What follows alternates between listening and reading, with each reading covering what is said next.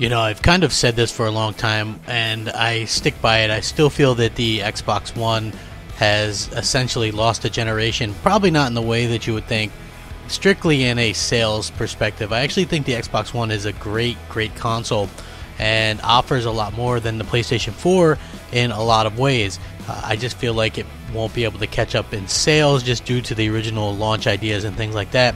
And so when I saw something in the media, actually a media outlet, saying what I've been saying, I thought it very much so a video worthy thing.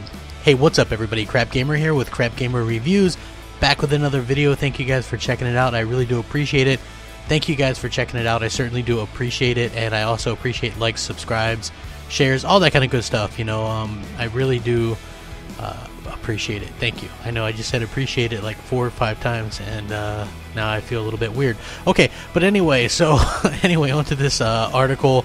It's very interesting. It's about Xbox. Is Microsoft sowing the seeds for Xbox to win the next generation, right? And this is something I've said for a while, because Microsoft, for all intents and purposes, have kind of given up on this generation, in my opinion.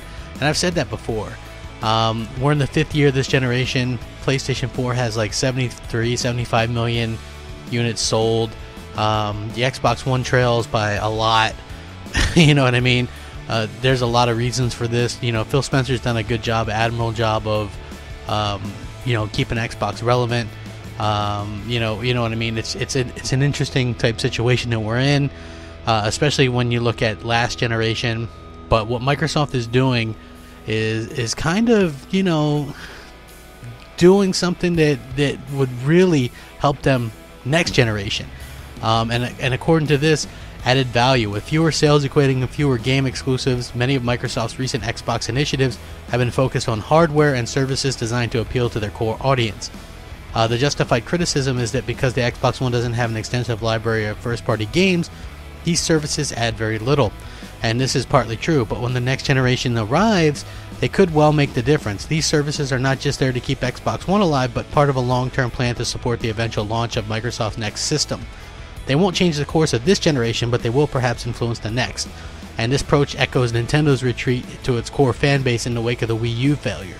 This is a very key thing that they're saying in this article, and I agree wholeheartedly.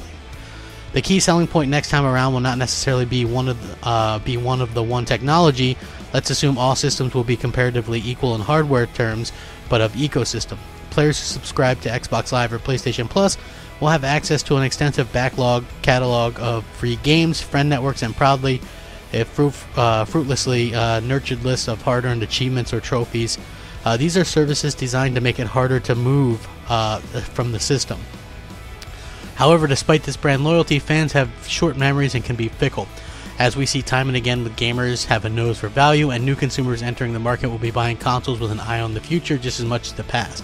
So, why is Microsoft best placed to take advantage of next generation change? Here we go. Consumer-friendly services. With a new console coming to the market, the consumer-friendly services that Microsoft is putting into place start to look very appealing. Backwards compatibility has been a huge success on Xbox One and won't be going away. The notion that the next Xbox will play any Xbox game from any generation will surely be at its core. Game Pass. For all the cynical Netflix of games comments, and is another forward-thinking move. It opens up a cross-generation range of titles in a fashion that is far more appealing than Sony's PlayStation Now streaming service. It's just not a vehicle for older titles either. Sea of Thieves joined the Xbox Game Pass roster on launch in spite of minor technical issues. And with Game Preview, Microsoft can quickly bring unexpected PC hits to console without their still in development state being an issue. The Xbox One version of PUBG is some distance from being best way to enjoy the game, but 4 million players are evidently happy enough to make the compromise. In addition, there's a justifiable claim that the Xbox games with gold is superior to PlayStation Plus.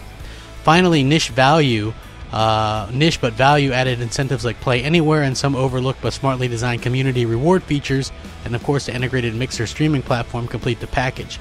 The result is a suite of services that give the level playing field for next generation.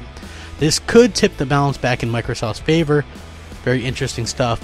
And then it says games. While games, that is a problem. Xbox One does have a healthy range of exclusive properties, but despite their quality, Halo, Gears, and Forza are starting to feel a little tired.